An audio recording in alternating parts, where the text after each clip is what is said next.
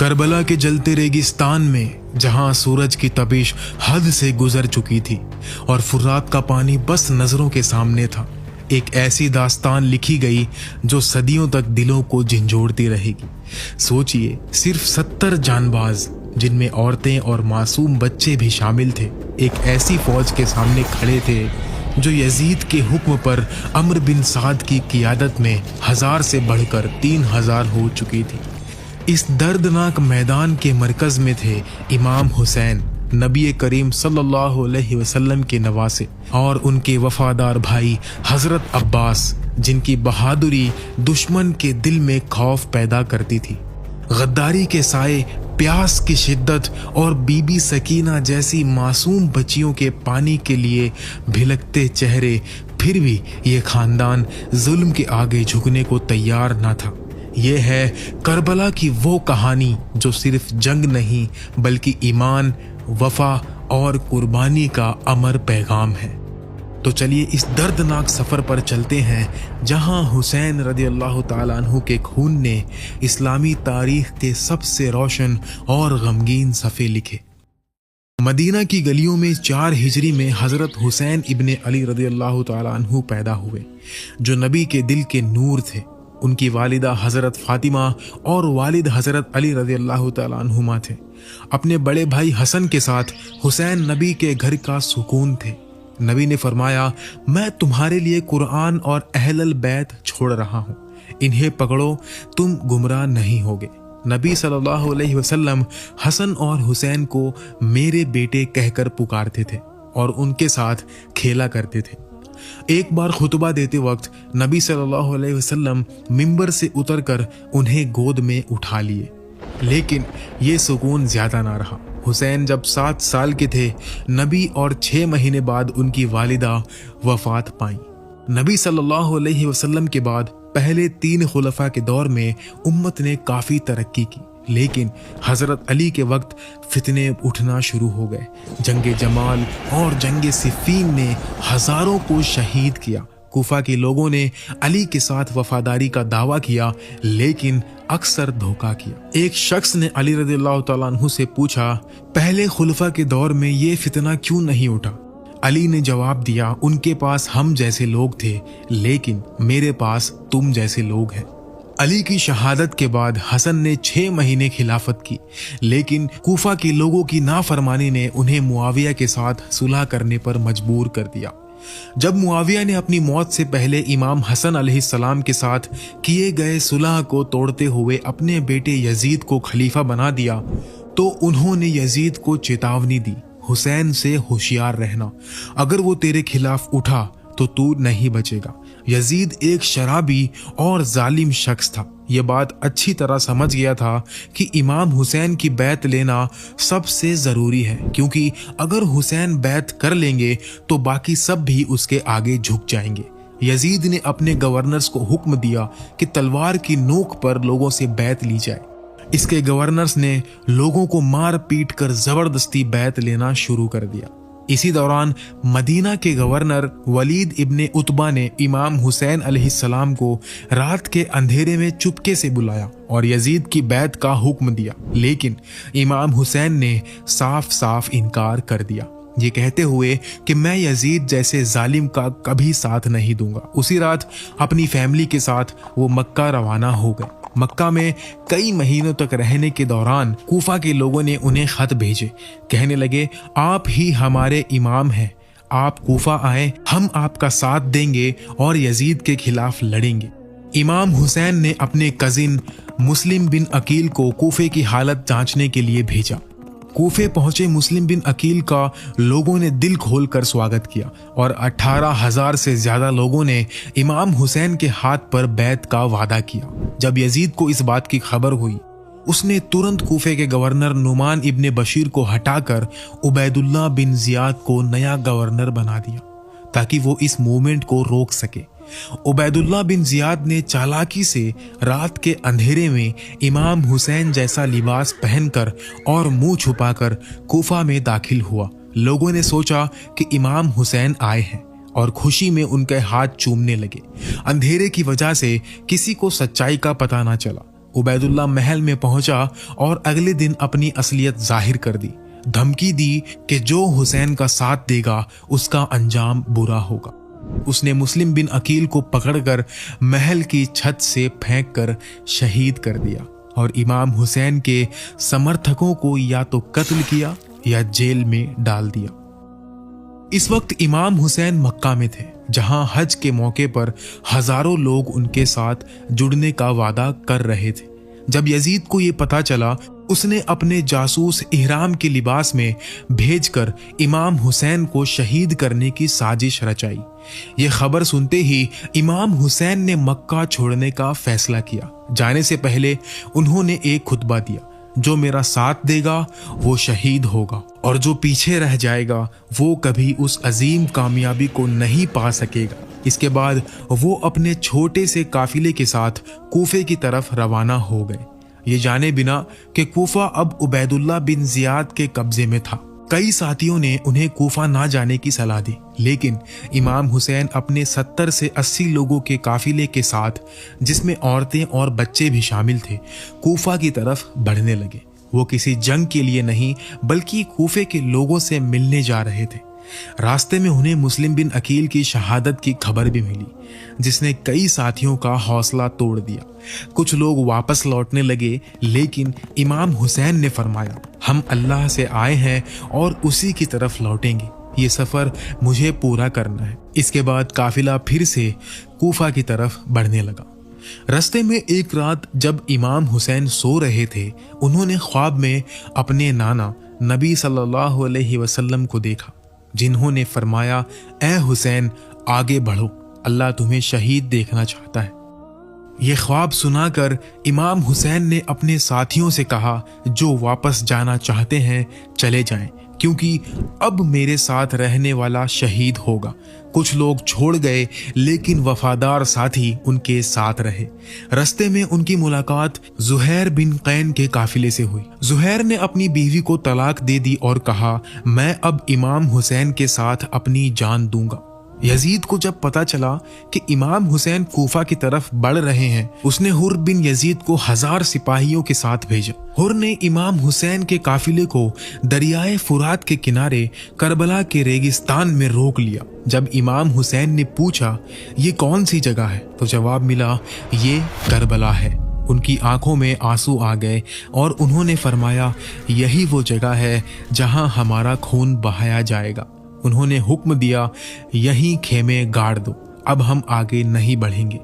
ये वही जगह थी जहां इमाम अली अलैहिस्सलाम ने जंगे सिफ़ीन से वापसी के दौरान रुक कर फरमाया था, ए हुसैन, उस दिन सब्र करना जब तुम्हारा बाप तुम्हारी मदद के लिए ना होगा। करबला में तुझे अकेले मौत का सामना करना होगा। 2 मुहर्रम को इमाम हुसैन के साथियों ने करबला में खेमे लगा लिए। इसी वक्त यजीद ने अम्र बिन साद को हुर की फौज के साथ जोड़ने भेजा। इस तरह यजीद की फौज 1000 से बढ़कर 3000 हो गई, जबकि इमाम हुसैन के साथ सिर्फ 70 लोग थे, जिसमें बच्चे और औरतें भी शामिल थे। अम्र बिन साद इतनी बड़ी फौज क्यों मंगवा रहा था? इसकी वजह थी हजरत अब्बास, इमाम अली अलैहिस्सलाम के बेटे और इमाम हुसैन के भाई। अब्बास की बहादुरी ऐसी थी कि जब वो लड़ते तो लगता जैसे इमाम अली खुद मैदान में है। इमाम अली ने तहज्जुद में दुआ मांगी थी कि ए अल्लाह, मुझे ऐसा बेटा दे जो हुसैन का वफादार हो, जो करबला में उसके साथ खड़ा हो। अल्लाह ने उन्हें अब्बास जैसा बेटा दिया, जिसकी वजह से यजीद की फौज खौफजदा थी। इमाम हुसैन ने कूफे के लोगों को अपनी हालत बताने के लिए खत लिखा, लेकिन वो खत कभी पहुंच ही ना सका। उनका काफिला शदीद प्यास से जूझ रहा था, क्योंकि अम्र बिन साद ने फुरात के किनारे 500 सिपाही खड़े कर दिए थे। रेगिस्तान की गर्मी, सूरज की तपिश और बच्चों के सूखे होंठ, प्यास की वजह से औरतें बेहोश हो रही थी। इमाम हुसैन के बेटे इमाम ज़ैनुल आबिदीन पहले से बीमार थे। बीबी सकीना बार बार पूछ रही थी, बाबा पानी कहाँ है? इमाम हुसैन ने दुश्मनों को पैगाम भेजा, अगर मुझसे दुश्मनी है तो इन बच्चों और औरतों को पानी दे दो। लेकिन जवाब मिला कि उबैदुल्ला बिन जियाद ने एक बूंद पानी देने से भी मना किया है। 8 मुहर्रम को इमाम हुसैन ने अम्र बिन साद से बात करने की कोशिश की, लेकिन उनकी एक ही शर्त थी, यजीद की बैत। इमाम हुसैन इसके लिए कभी राजी ना हुए। प्यास की वजह से दिल की धड़कन तेजी से बढ़ रही थी, खून गाढ़ा हो रहा था और बच्चों में ये असर और भी शदीद था। 9 मुहर्रम भी इसी आजमाइश में गुजर गया। इमाम हुसैन ने सारी रात इबादत की और अपने साथियों से कहा, दुश्मनों को सिर्फ मेरी जान चाहिए, तुम अब जा सकते हो।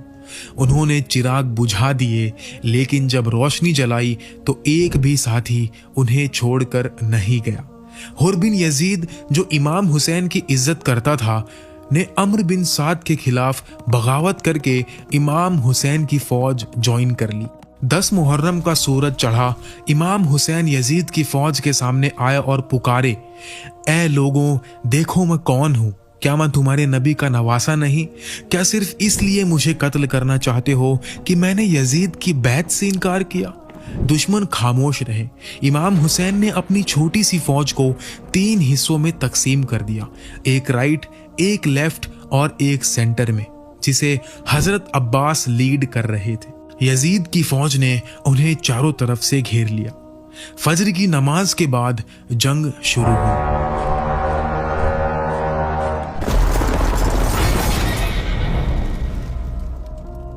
इमाम हुसैन के साथी एक एक करके शहीद होते चले गए। जब साथी कम हुए तो इमाम हुसैन के बेटे जनाबे अली अकबर, जो नबी सल्लल्लाहु अलैहि वसल्लम के हम शक्ल थे, मैदान में आए। उन्होंने पुकारा, मैं हूं अली, हुसैन का बेटा। हम नबी के घराने वाले हैं और अल्लाह की कसम, हम बातिल के सामने नहीं झुकेंगे।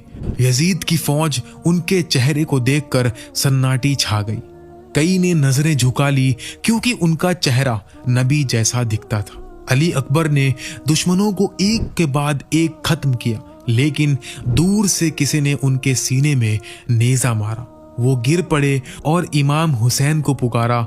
इमाम हुसैन तेजी से उनके पास पहुंचे, उन्हें उठाया और फरमाया, ए अल्लाह, तू गवाह रह, इन्होंने उस शख्स को भी शहीद कर दिया जो सूरत में तेरे नबी से मिलता था। इसके बाद इमाम हसन के बेटे जनाबे कासिम ने जंग की इजाजत मांगी। इमाम हुसैन ने कहा, कासिम, तुम अपने बाप की आखिरी निशानी हो, मैं तुम्हें कैसे जाने दूं? कासिम ने जवाब दिया, चचा जान, आपके लिए मौत भी शहद से मीठी है। वो मैदान में उतरे, बहादुरी से लड़े, लेकिन पीछे से हमले में शहीद हो गए। इमाम हुसैन ने उनका जिस्म उठाया और 2 भतीजे भी शहीद हुए। हजरत अब्बास जब बच्चों के रोने की आवाज सुनी तो उन्होंने पानी लाने की इजाजत मांगी। वो घोड़े पर सवार होकर फुरात की तरफ बढ़े।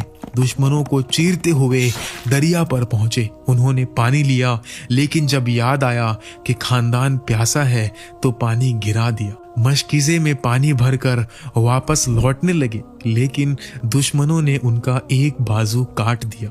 दूसरे हाथ से मशकीज़े पकड़ी, लेकिन वो भी काट दिया गया। उन्होंने मुंह में मशकीज़े पकड़ी, लेकिन तीरों ने उन्हें शहीद कर दिया। इमाम हुसैन उनके पास पहुंचे और अब्बास ने कहा, भाई मुझे माफ करना, मैं पानी ना ला सका। वो भी शहीद हो गए। इमाम हुसैन ने अपने 6 महीने के बेटे अली असगर को उठाया और दुश्मनों से कहा, मेरे लिए ना सही, इस मासूम के लिए पानी दे दो। लेकिन एक जालिम ने अली असगर के गले में तीर मारा और वो शहीद हो गए। इमाम हुसैन ने उनका खून ऊपर उछाला और फरमाया, ए अल्लाह, मेरी इस कुर्बानी को याद रखना। अब इमाम हुसैन अकेले रह गए थे। उनका जिस्म जख्मों से भरा हुआ था। प्यास की शिद्दत से एक आम इंसान हिल भी नहीं सकता, लेकिन वो डट कर दुश्मनों के सामने खड़े हुए थे। उन्होंने अपनी फैमिली से अलविदा लिया और कूफा के लोगों को आखिरी खत लिखा। तुमने मुझे बुलाया था, लेकिन अपने वादे से मुकर गए। अब कयामत के दिन मुलाकात होगी। जुलजना पर सवार, जुल्फिकार हाथ में लिए वो मैदान में उतरे। हजारों के लश्कर के सामने अकेला शेर था। वो तेजी से दुश्मनों पर टूट पड़े।